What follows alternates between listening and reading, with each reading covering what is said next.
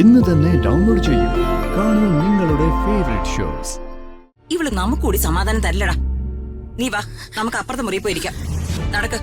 ചേച്ചി പോലെ ചേച്ചി, ഞാൻ പറയുന്നൊന്ന് കേക്ക് ചേച്ചി.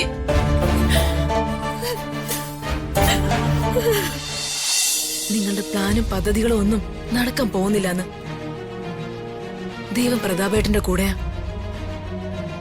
നിങ്ങൾ നോക്കിക്കോ, നിങ്ങളുടെ അഹങ്കാരത്തിനൊക്കെ ഭഗവാൻ കൂലി തന്നിരിക്കും. ദൈവം എനിക്ക് തരുന്ന കൂലിയല്ലേ, അത് ഞാൻ വാങ്ങിച്ചോളാം. അതിനെ എനിക്ക് നിന്റെ ഒത്താശയൊന്നും വേണ്ട.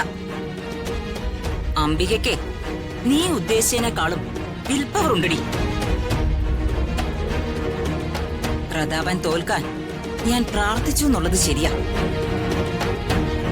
പക്ഷേ അവൻ ജയിച്ചത് കണ്ട് മനസ്സും അടുത്ത് തോറ്റു പിന്മാറുന്ന ആളല്ല ഞാൻ. ഞാൻ പോരാടും, ജയിക്കാനായി തളരാതെ പോരാടും. അവസാനം വിജയം എന്റേതായിരിക്കും. നീ കുറിച്ചു വച്ചോ പത്മാവതി. പ്രതാപന്റെ ഈ ഭരണകാലം തീരുന്നതിന് മുൻപ് അവന്റെ സ്ഥാനത്ത് ഈ അംബിക കയറിയിരിക്കും. അത് അംബികയുടെ വാശിയാ.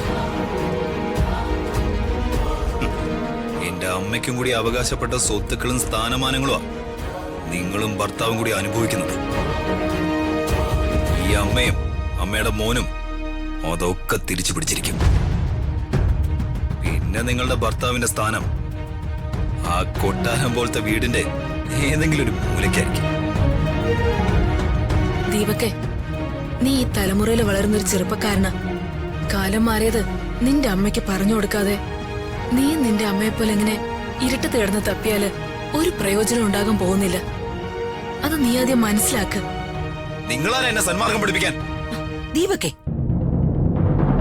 നിന്റെ അമ്മായി അല്ലേടാ അവള്?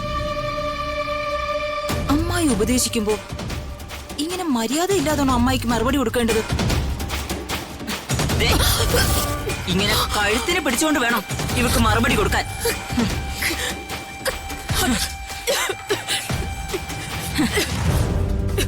എന്താ പത്മാവതി, നിനക്ക് ആ പഴയ പ്രതികരണ ശേഷി നഷ്ടമായോ? നിനക്കിപ്പോ തീരെ ബലമില്ലെന്ന് തോന്നുന്നല്ലോ. നിങ്ങൾ എന്താ എനിക്ക് ആഹാരത്തിൽ കലക്കി തരുന്നത്? ജീവൻ നിലനിർത്താൻ വേണ്ടി മാത്രം ഞാനൊരിത്തിരി വറ്റി കഴിക്കുന്നത്. അത് കഴിച്ചു കഴിഞ്ഞാ ഞാൻ മയങ്ങിപ്പോവും. അപ്പോ ഉണ്ടാകുന്നത് മയക്കമാണെന്ന് നിനക്ക് മനസ്സിലായി.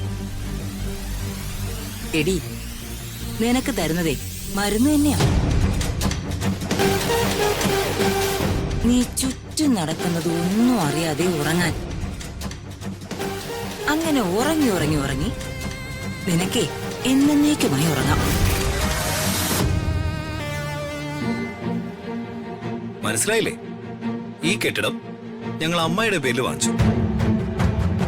അമ്മായി ഇനി പുറലോകം ഒരിക്കലും കാണാൻ പോകുന്നില്ല. ഇവിടെ കിടന്ന് അമ്മായിക്ക് ഒരു സ്വാഭാവിക മരണം ഉണ്ടാവണമെന്ന ഞങ്ങളുടെ ആഗ്രഹം.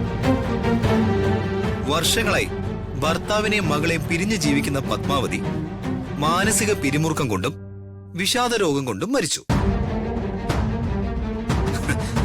അങ്ങനെ പുറലോകം അറിയും. ഈ കൈ നനയാതെ മീൻ പിടിക്കാന്നൊക്കെ കേട്ടിട്ടില്ലേ? അതുപോലെ ഒരു അല്ലേ അമ്മേ? അതെ. എന്തായാലും നിനക്ക് മനസ്സിലായല്ലോ, നീ കഴിച്ചുകൊണ്ടിരിക്കുന്നത് ഒരു സ്ലോ പോയിസൺ ആണെന്ന്.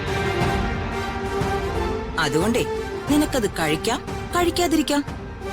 പക്ഷേ ഭക്ഷണം കഴിച്ചാ നീ പതിയെ സമയമെടുത്ത് ചാവും, അല്ലെങ്കിൽ പട്ടിണി കിടന്ന് ചാവും. എന്തായാലും ചോയ്സ് നിന്റേതാ, അല്ലേ മോനെ? അതെ, ഞങ്ങളെ കൊണ്ട് ഇതൊക്കെയല്ലേ ചെയ്യാൻ പറ്റൂ.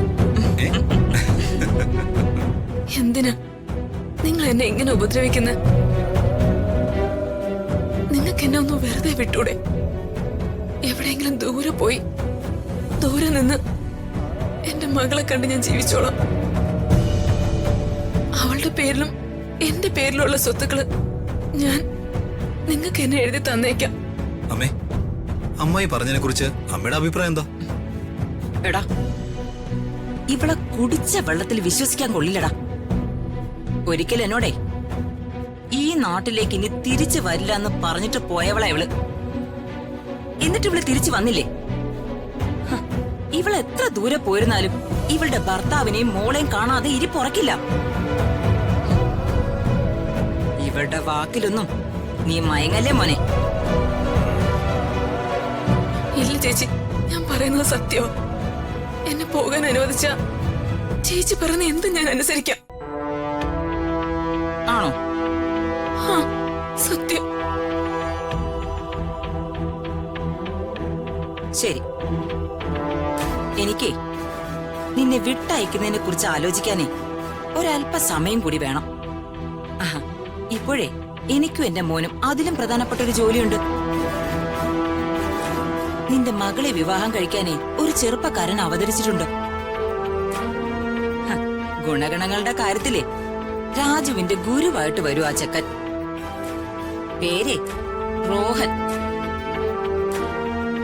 അവനൊരു മന്ത്രി കുടുംബത്തിലെ പയ്യനാ കേട്ടോ. അവനെ ഒന്ന് ഒതുക്കണം. ഞാനും ദീപക്കുവേ അതിനുള്ള തയ്യാറെടുപ്പില്ല. നീ ഇവിടെ മിണ്ടാതിരിക്കെ.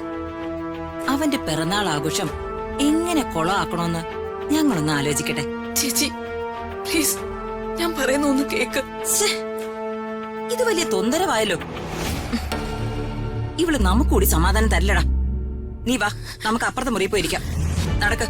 ചേച്ചി പോവല്ലേ. ചേച്ചി, ഞാൻ പറയുന്ന ഒന്ന് കേക്ക്. ചേച്ചി